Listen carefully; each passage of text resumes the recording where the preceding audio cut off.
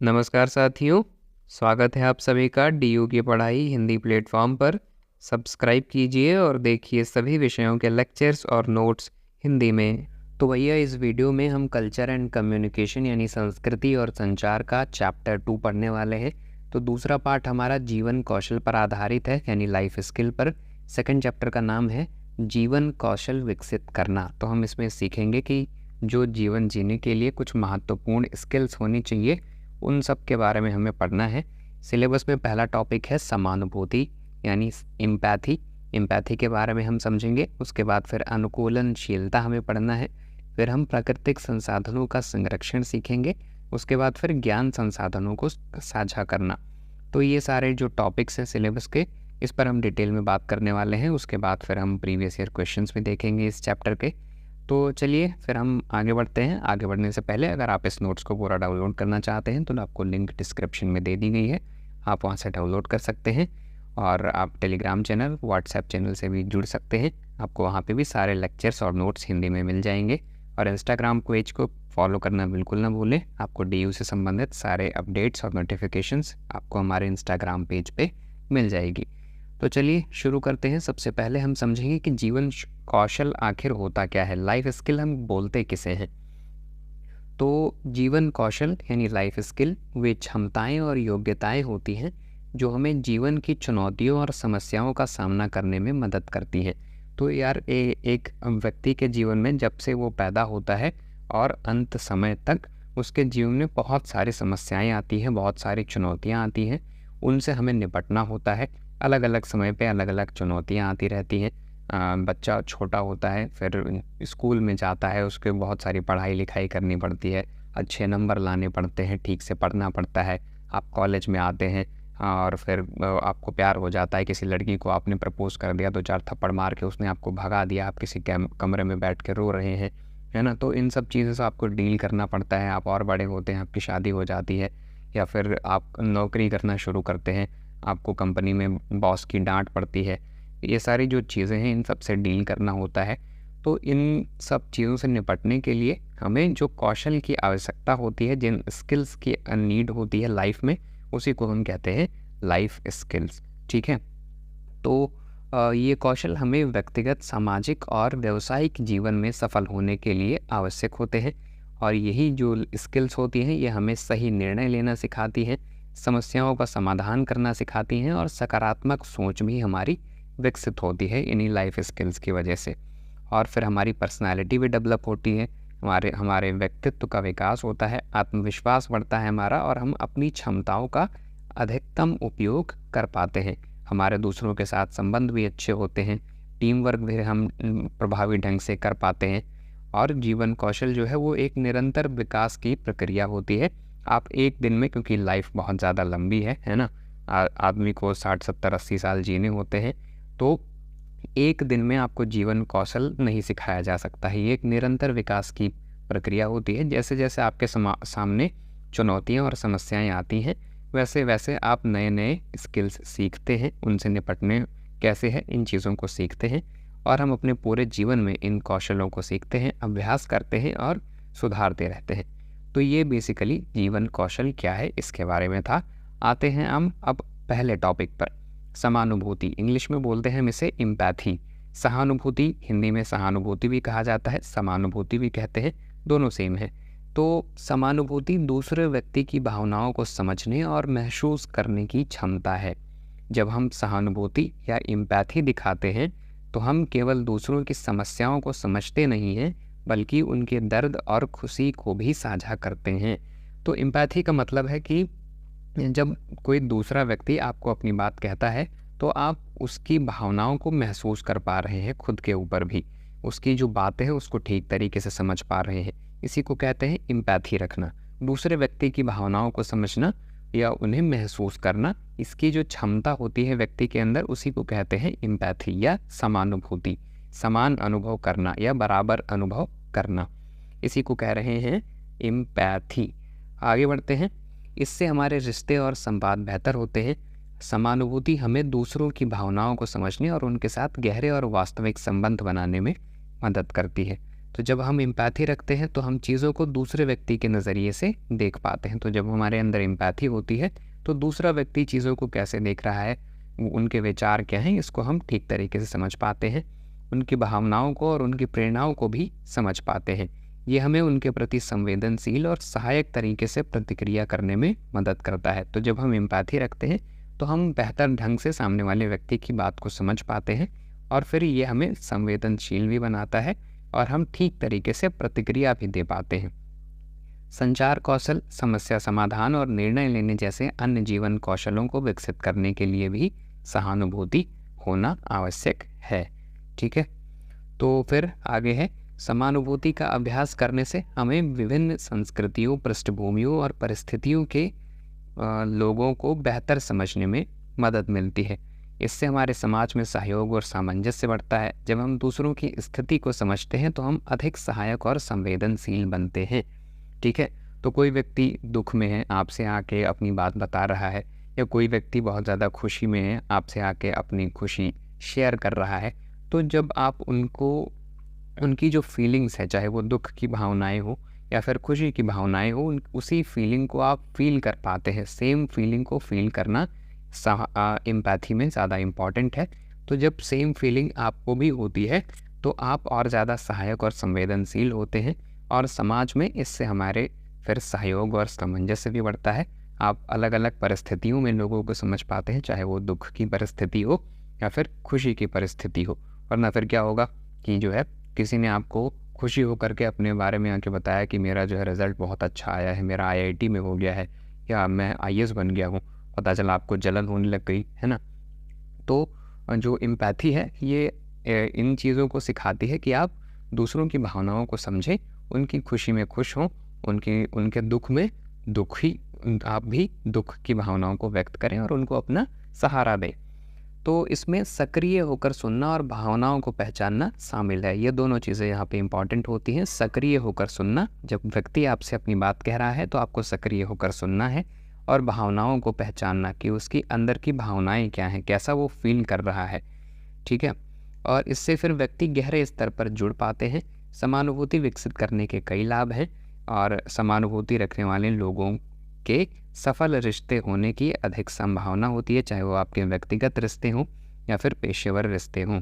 उनके करियर में भी सफल होने की अधिक संभावना होती है, क्योंकि वे दूसरे को बेहतर ढंग से समझने और उनके साथ सहयोग करने में सक्षम होते हैं।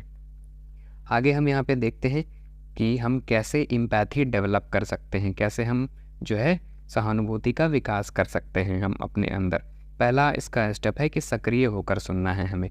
जब भी कोई आपसे बात कर रहा हो, अपनी बात आपको बता रहा हो, तो उनको ध्यान से सुने कि वो कह क्या रहे हैं।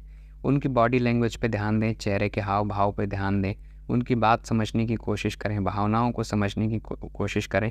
हो सकता है वो आपसे कुछ ऐसी बात कर रहा हो जिससे आप सहमत ना हो सकता है अपनी बात कहते कहते आपको दो चार अपशब्द भी बोल दे, है ना। तो आप उस वक्त उसको सुन लीजिए, बाद में बता दीजिएगा कि मुझे ख़राब लगा था।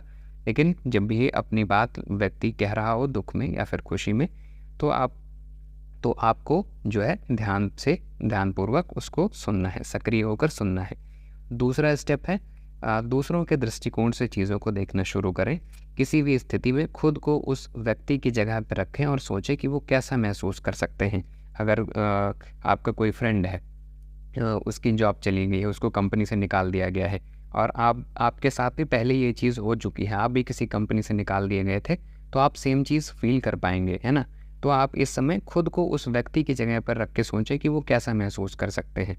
उनकी चुनौतियों को समझने की कोशिश करें, इससे उनकी भावनाओं और अनुभवों को बेहतर तरीके से समझने में आपको मदद मिलेगी। तीसरा स्टेप है खुलकर संवाद कीजिए। तो दूसरों से ईमानदारी और खुले दिल से संवाद करें, उनसे पूछें कि वो कैसा महसूस कर रहे हैं और उन्हें समझने का प्रयास करें। तो उनसे प्रश्न पूछना भी बहुत ज़्यादा इम्पॉर्टेंट है कि वो आप कैसा फील कर रहे हैं। ये सारी चीज़ें पूछनी ज़रूरी होती हैं ताकि व्यक्ति एक्सप्रेसिव हो पाए, है ना, बातचीत आपसे ठीक से कर पाए, अपनी जो पूरी भावनाएं हैं अंदर की वो व्यक्त कर सके। तो दूसरों के प्रति सहानुभूति दिखाने के लिए सकारात्मक और समझदार दृष्टिकोण अपनाना ज़रूरी है। यह आपको विभिन्न परिस्थितियों में दूसरों के प्रति संवेदनशील और सहायक बनने में मदद करता है। चौथा पॉइंट है दयालु और समझदार बने। अपने अंदर जो है कंपैशन की भावना रखें, करुणा की भावना रखें। तो जब कोई व्यक्ति मुश्किल समय से गुजर रहा हो तो उसके प्रति दयालु और समझदार बने, अपना समर्थन दें और उन्हें बताएं कि आप उनकी परवाह करते हैं। व्यक्ति को अकेला ना छोड़ें। मान लीजिए आपका फ्रेंड है कोई, उसने यूपीएससी का अटेम्प्ट दिया, उसका नहीं हुआ, है ना, और वो बहुत ज़्यादा परेशान है। वो उस दिन तो वो बिल्कुल ज़्यादा परेशान होगा जिस दिन रिज़ल्ट आएगा। तो अगर आप उसके फ्रेंड हैं तो आप अपना उसको सहारा दे दीजिए, बिल्कुल उसके साथ रहिए, 2-4 दिन साथ रह लीजिए, वरना वो डिप्रेशन में जाएगा, एंजाइटी होगी उसको। पता चले आपने उसको अकेला छोड़ दिया और उसने जा कर के सुसाइड कर लिया। तो व्यक्ति को अकेला बिल्कुल भी ना छोड़ें। उनकी आप अगर परवाह करते हैं तो अपना समर्थन दें, नियमित रूप से उनसे संपर्क में रहें। ये आपके रिश्ते को और मजबूत बनाता है और व्यक्ति आपको फिर याद भी रखता है कि उसने मुझे मुश्किल समय में अपना साथ दिया था, मुझे भी उसके जो है टफ़ टाइम्स पे या फिर खुशी के समय में उसके साथ होना चाहिए। और व्यक्ति में आपके प्रति अधिक विश्वास और सम्मान पैदा होता है। फिर 5वां पॉइंट, अपनी भावनाओं के प्रति सजग रहें। तो जब आप सहानुभूति रखते हैं, एम्पैथी होती है आपके अंदर, तो दूसरों की ही चीज़ों पे हमेशा नहीं ध्यान देना है। अपनी भी जो भावनाएं हैं, अपनी फीलिंग्स हैं, उनको भी कंट्रोल में रखना है, उनको भी समझना है। तो अपनी भावनाओं के प्रति भी सजग रहना महत्वपूर्ण है। अलग अलग परिस्थितियों में आप कैसा महसूस करते हैं, इस पर ध्यान दें। पता चले आपको कोई आपको अपनी बात कहने लग गया, बताने लग गया कि मेरे साथ ऐसा ऐसा हुआ था, और आप गुस्से में हैं, 2-4 झापड़ उसी को लगा दिया, तो वो दोबारा कभी आपसे बात ही करने नहीं आएगा, है ना। तो अपनी भी भावनाओं पर ध्यान दें, काबू में रखें चीज़ों को, और उन ट्रिगर्स को पहचानने की कोशिश करें जो उन भावनाओं का कारण बनते हैं। जब आप अपनी भावनाओं को समझते हैं तो आप दूसरों की भी भावनाओं को बेहतर समझ सकते हैं। तो कुल मिलाकर के एम्पैथी में आपको 2 चीज़ें ध्यान रखनी सबसे ज़्यादा ज़रूरी है कि सामने वाले व्यक्ति की, दूसरे व्यक्ति की फीलिंग्स को समझना है, और जो भी वो व्यक्ति बात कहना चाह रहा है उसको समझना है, उसके दृष्टिकोण से चीज़ों को देखना है। अपने मन में जो विचार हैं उसके प्रति उसको साइड में रख देना है, ठीक है। उसको बिल्कुल उस समय के लिए नहीं मानना है। अगले टॉपिक पे आते हैं, अनुकूलनशीलता। इसको इंग्लिश में बोलते हैं एडाप्टेबिलिटी। तो अनुकूलनशीलता, जिसे अंग्रेजी में एडाप्टेबिलिटी कहा जाता है, ये एक ऐसा गुण है जो हमें बदलते परिवेश के साथ खुद को ढालने में सहायता करता है। तो देखो यार, जो दुनिया है वो लगातार बदल रही है, चीज़ें लगातार बदल रही हैं। कभी आपने देखा होगा बटन वाला फ़ोन था, उसके पहले टेलीफोन हुआ करते थे, बटन वाला फ़ोन आया, फिर सेल फ़ोन आया, फिर छोटा सा स्मार्टफोन आया, फिर बड़े से स्मार्टफोन आने लग गए, है ना। डिजिटल डिवाइसेस फिर आने लगी, सोशल मीडिया जैसी चीज़ें हुई। तो इस तरीके से चीज़ें लगातार बदल रही हैं और हमें समय दर समय नई नई चीज़ें सीखने की ज़रूरत होती है। हर समय में हमें अपने आप को अनुकूल बनाना पड़ता है, वरना फिर हम पीछे रह जाते हैं। आपने देखा होगा बहुत सारे लोग अभी भी स्मार्टफोन चलाना नहीं जानते हैं। बहुत सारे लोग जो है अभी भी बटन वाले फ़ोन का इस्तेमाल करते हैं। तो जब उन्हें ये चीज़ें नहीं पता है तो स्मार्टफ़ोन के जो लाभ हैं उनका भी फ़ायदा वो नहीं उठा पाते हैं। अगर उन्हें टिकट बुक करनी है तो वो जा कर के हज़ारों लोगों की लाइन में लगेंगे। अगर उन्हें कोई चीज़ नहीं पता है तो वो उन्हें फिर गूगल जैसी चीज़ें नहीं पता है तो वो सर्च करना भी नहीं जानते हैं। उनका जो ज्ञान है वो सीमित रह जाता है और जो नई दुनिया है उनसे वो कनेक्ट नहीं हो पाते हैं। तो इसीलिए अडैप्टेबिलिटी ज़रूरी होती है, अनुकूलनशीलता ज़रूरी होती है कि जैसे जैसे समय बदलता है वैसे वैसे आपको नई चीज़ें सीखने की ज़रूरत होती है। जैसे आज के समय में आर्टिफिशियल इंटेलिजेंस नई चीज़ है, अगर आप इसे नहीं सीखेंगे तो आप पिछड़े रह जाएंगे। कल को जब आने वाली पीढ़ियाँ होंगी, नई जनरेशन आएगी, तो फिर वो आपको जो है कहेंगे, अरे इनको तो कुछ आता ही नहीं है ना, ये तो पुराने ख्यालों वाले लोग हैं। आप फिर अपने पेरेंट्स की तरह विरोध करेंगे उनका, जैसे आपके पेरेंट्स, हमारे पेरेंट्स सबको जो है बताते हैं कि जो है फ़ोन बड़ी ख़राब चीज़ है, इसमें जो है तुम दिन भर लगे रहते हो। उसका अच्छा भी प्रभाव होता है, लेकिन जो नकारात्मक प्रभाव होते हैं उनके वो खिलाफ़ होते हैं। तो ऐसे जो आने वाली पीढ़ियाँ हैं आप उनके खिलाफ़ हो जाएंगे कि आर्टिफिशियल इंटेलिजेंस तुम इसको काहे सीख रहे हो, क्योंकि फ्यूचर उसी पे होने वाला है। तो जो अनुकूलनशीलता है वो हमें यही सिखाती है कि हमें विभिन्न समय में जो चुनौतियां हैं उनका सामना करने के लिए अनुकूल बनाए रखना हमें अपने आप को आवश्यक है, नई चीज़ों को सीखना हमें आवश्यक है। तो एक अनुकूलनशील जो व्यक्ति होता है वो अपने आप को नई स्थितियों, परिस्थितियों और लोगों के साथ आसानी से समायोजित कर लेता है। और उनके सफल होने की संभावना भी ज़्यादा होती है। और अनुकूलनशील लोग नई चीज़ें जल्दी सीखने में सक्षम होते हैं, और कोई भी नई चीज़ उन्हें पता चलती है तो वो तुरंत उसके बारे में सर्च करते हैं, रिसर्च करना स्टार्ट करते हैं, गूगल करते हैं, और फिर वो नई भूमिका अदा करने, नई प्रौद्योगिकियों के प्रति जागरूक और नए कौशल सीखने के लिए हमेशा तैयार रहते हैं। ये उन्हें बदलते समय की मांगों के साथ तालमेल बिठाने में मदद करता है। तो अनुकूलन क्षमता एक प्रकार की सॉफ्ट स्किल है, और जो व्यक्ति के कार्यस्थल पर प्रदर्शनों और संबंधों को प्रभावित करती है। आप इसे किसी कोर्स से नहीं सीख सकते। आप अगर एडाप्टेबल बनना चाहते हैं तो आपको लगातार खुद से चीज़ों को सीखते रहने की ज़रूरत होती है, और एक बदलते व्यावसायिक परिदृश्य में नए प्रोजेक्ट आते रहते हैं, और प्रौद्योगिकी या फिर जो संगठनात्मक परिवर्तन होते हैं, आप एक जॉब से दूसरे जॉब में जाते हैं, एक कंपनी से दूसरे कंपनी में जाते हैं, तो ये परिवर्तन आम बात होती है, और चीज़ें हमेशा लगातार बदलती रहती हैं। तो आपको हमेशा अपने आप को अडाप्टेबल बनाना है, और सीखने की जो ललक है आपके अंदर वो हमेशा बनी रहनी चाहिए। तो अनुकूलन क्षमता विकसित करने के भी कई सारे यहाँ पे स्टेप हैं। पहला, आपको खुले दिमाग से सोचना है। आप नई चीज़ों को स्वीकार करने के लिए हमेशा तैयार रहिए। कुछ भी नई चीज़ आती है तो उसका तुरंत विरोध मत करने लग जाइए। जैसे आर्टिफिशियल इंटेलिजेंस आया तो सब लोग परेशान हो गए कि जो है ये तो सारी जॉब्स ही खा जाएगा, अब सारे लोग जो है बेरोज़गार हो जाएंगे। ऐसे ही तब भी हुआ था जब स्मार्टफ़ोन आया था, तब भी लोग कहते थे कि अब तो सब जो है वेबसाइट पे अब अवेलेबल हो जाएगा, यूट्यूब पे अवेलेबल हो जाएगा, फ़ोन में होगा सबके साथ, तो हमारी तो जॉब चली जाएगी। तो ये चीज़ें होती रहती हैं, तो बेहतर ये होता है कि हम इन चीज़ों को सीखें, इनको सकारात्मक रूप से जो है देखना शुरू करें। तो जब आप किसी नई परिस्थिति या चुनौती का सामना करते हैं तो उसे सकारात्मक रूप से देखने की कोशिश करें, और ये सोचें कि आपको इससे क्या सीखने को मिल सकता है, आप इसे और क्या बेहतर, अपने आप को कैसे इससे बेहतर बना सकते हैं। जब आपकी इस तरह की मानसिकता होगी तो आप नए विचारों को अपनाने में सक्षम हो पाएंगे। दूसरा है, निरंतर सीखते रहें। जब आप सीखना बंद कर देते हैं तो दिक्कत हो जाती है। लोग क्या करते हैं कि जो है पढ़ना आजकल लोग छोड़ चुके हैं। पढ़ने का मतलब है कॉलेज के लिए या स्कूल के लिए पढ़ना नहीं, नई चीज़ों को सीखना, है ना। नई किताबें पढ़ना, जिसमें आपका इंटरेस्ट है उन चीज़ों को सीखना। तो अनुकूलन क्षमता बढ़ाने के लिए नई चीज़ें सीखते रहना बहुत महत्वपूर्ण है। हर दिन कुछ नया सीखने की कोशिश करें, चाहे कोई नई स्किल की बात हो, कोई नई जानकारी सीखने की बात हो, या फिर कोई नया अनुभव लेने की बात हो। जब आप लगातार सीखते रहते हैं तो आप तेज़ी से बदलते माहौल में खुद को बेहतर ढंग से ढाल सकते हैं। फिर तीसरा स्टेप है समस्या समाधान कौशल का विकास करें। प्रॉब्लम सॉल्विंग स्किल अपने अंदर डेवलप कीजिए। तो जब भी आप किसी समस्या का सामना करते हैं तो उन पर विचार कीजिए, और उनका समाधान क्या हो सकता है इसके बारे में सोचना ज़रूरी होता है। इससे आपकी जो थिंकिंग है वो भी डेवलप होती है, और समस्याओं को अलग अलग दृष्टिकोण से देखने से आप उसका समाधान बेहतर तरीके से निकाल पाते हैं।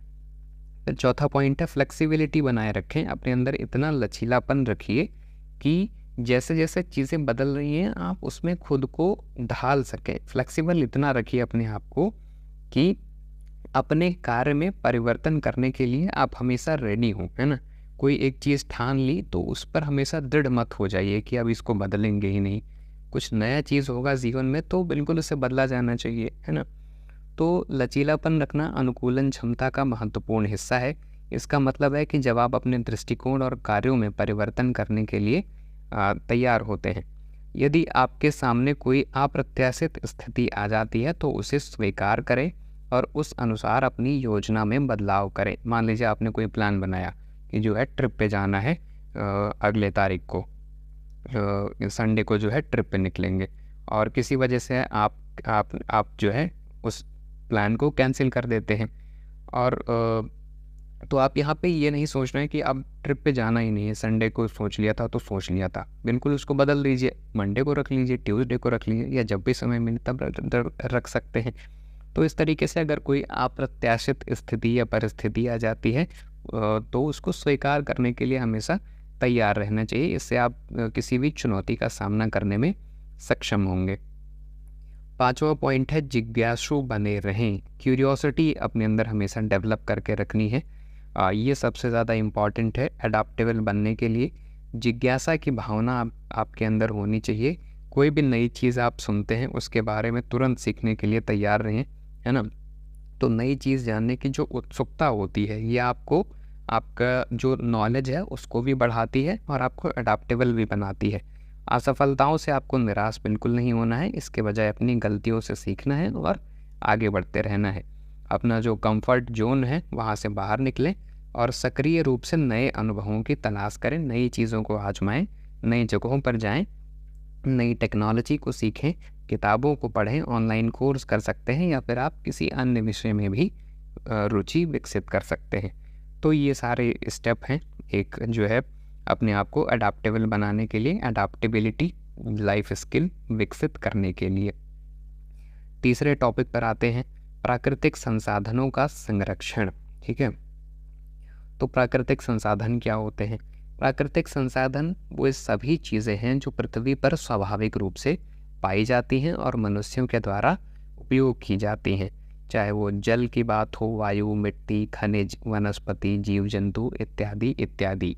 ये सारी चीज़ें क्या हैं? प्राकृतिक संसाधन है और ये हमारे जो है लाइफ के लिए ज़रूरी होते हैं, क्योंकि हमारा जो पूरा जीवन है वो इन्हीं पर आधारित होता है और हमारी जो अर्थव्यवस्था है पूरी वो इन्हीं प्राकृतिक स्रोतों से ही चलती है। लेकिन जो जनसंख्या है आज हमारी वो बढ़ती जा रही है, टेक्नोलॉजिकल डेवलपमेंट हो रहा है, अंधाधुंध विकास हो रहा है और इन चीज़ों के कारण जो ये संसाधन है, प्राकृतिक संसाधन, इनका उपयोग भी तेज़ी से हो रहा है और ये जो चीज़ें हैं प्राकृतिक संसाधन है ये लिमिटेड अमाउंट में है। ये कुछ नंबर ऑफ पीपल्स की जो डिमांड है उनको ही फुलफ़िल कर सकते हैं, लेकिन जनसंख्या बढ़ती जा रही है तो इनका इस्तेमाल भी बढ़ता जा रहा है। इसकी वजह से पर्यावरण को नुकसान भी पहुंच रहा है। तो इसलिए ये ज़रूरी हो गया है कि हम अपने पर्यावरण को संरक्षित रखें और इनको संरक्षण देने का अर्थ है कि हम अपने पर्यावरण में मौजूद संसाधनों का सही और सतत उपयोग करें, ठीक तरीके से उपयोग करें, जितनी ज़रूरत है बस उतना ही उपयोग करें, ताकि ये भविष्य की पीढ़ियों के लिए भी उपलब्ध रह सकें। सब कुछ खुद ही नहीं खा जाना है पृथ्वी पर, जो आने वाली पीढ़ियां हैं उनके लिए भी कुछ छोड़ देना है भैया, उनके लिए भी चीज़ों को बचा के रखना है। संरक्षण का मुख्य उद्देश्य इन संसाधनों को बर्बाद होने से बचाना और उनका पुनः उपयोग करना है। आगे यहाँ पे कई सारे कारण दिए गए हैं कि क्यों महत्वपूर्ण है प्रकृति के जो संसाधन हैं उनका संरक्षण। पहला है, पर्यावरण संतुलन बनाए रखने के लिए ये ज़रूरी है कि हम पर्यावरण की जो संसाधन है उनको संरक्षण दें और प्राकृतिक संसाधनों का संरक्षण पर्यावरण संतुलन बनाए रखने में मदद करता है। वनों की कटाई, जल प्रदूषण और खनिजों का अत्यधिक दोहन पर्यावरण को नुकसान पहुंचाते हैं।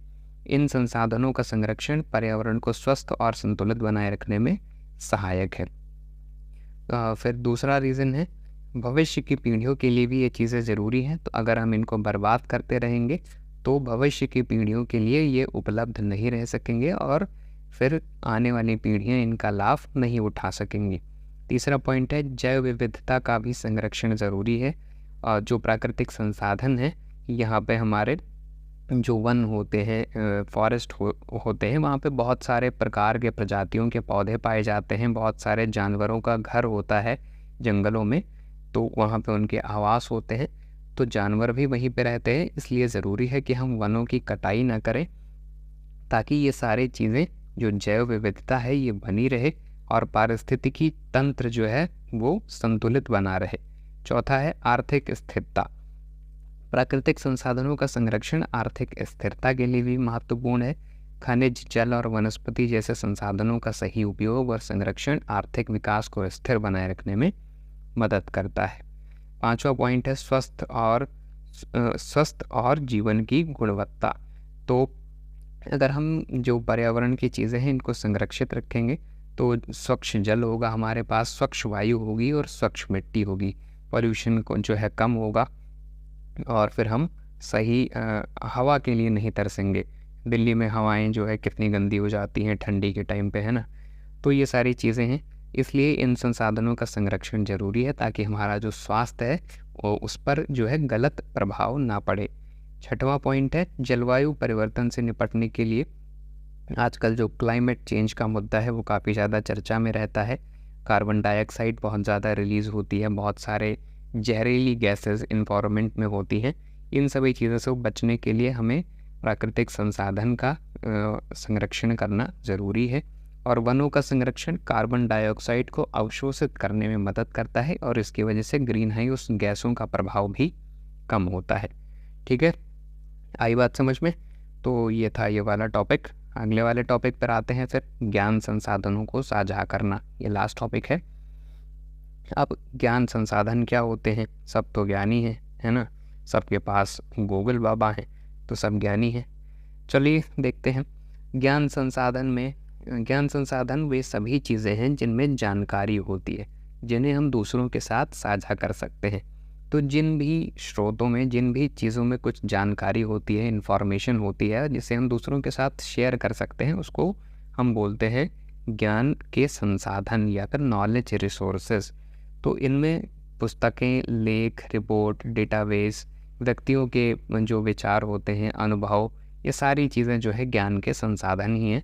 और इनको साझा करने का मतलब है दूसरों के साथ इन्हें उपलब्ध कराना, ज्ञान को दूसरों के साथ भी बांटना, ताकि वे भी इनका लाभ उठा सके।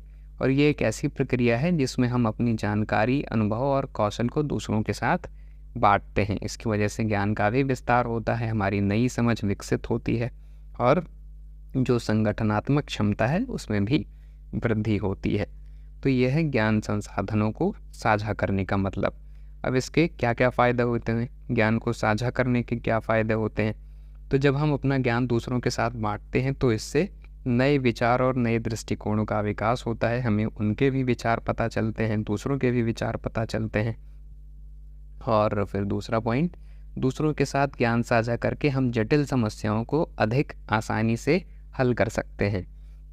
और फिर ये लोगों के बीच सहयोग बढ़ाता है, टीम वर्क को बेहतर करता है। हम दूसरों से सीखते हैं और स्वयं भी बहुत कुछ सीखते हैं। जब हम दूसरों को सिखाते हैं तो ऐसा नहीं है कि आपका ज्ञान कम हो जाता है ना? कहते हैं ना कि ज्ञान जो है बांटने से बढ़ता है।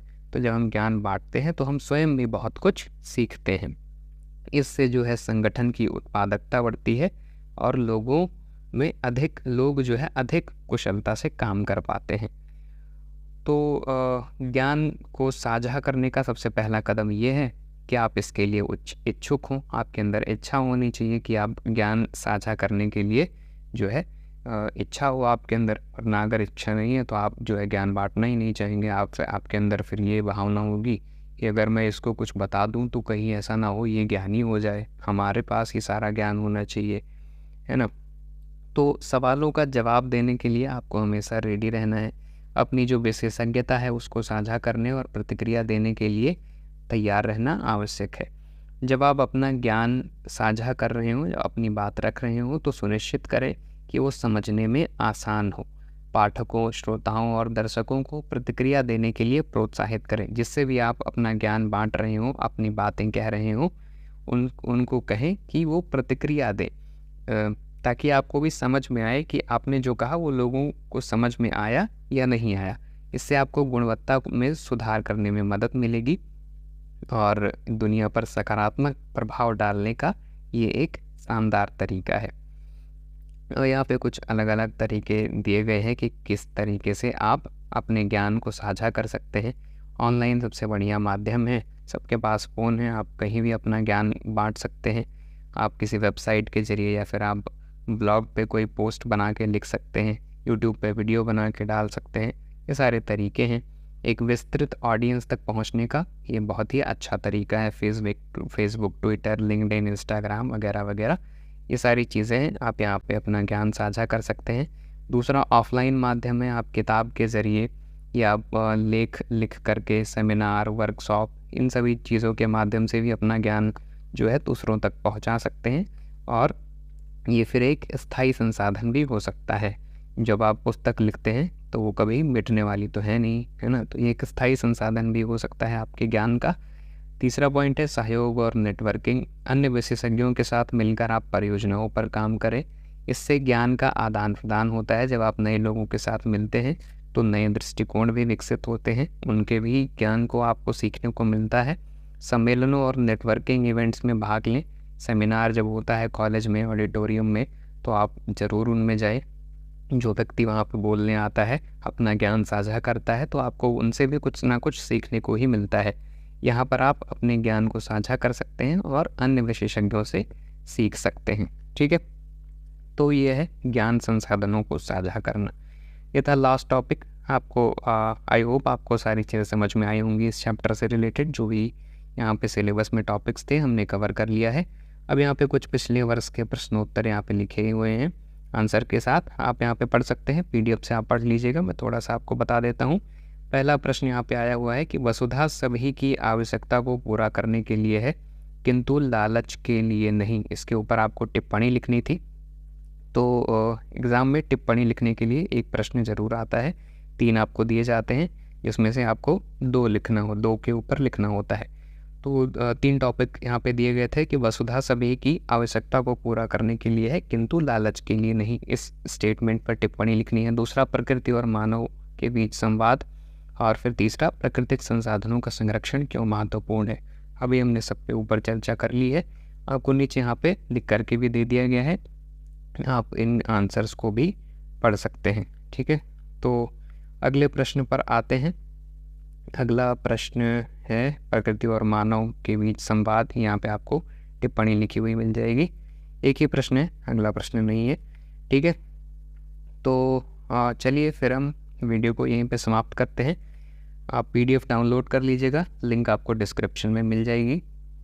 और इंस्टाग्राम पेज और टेलीग्राम चैनल, व्हाट्सएप चैनल, सारे सोशल मीडिया पेजेस को फॉलो करना बिल्कुल मत भूलिए।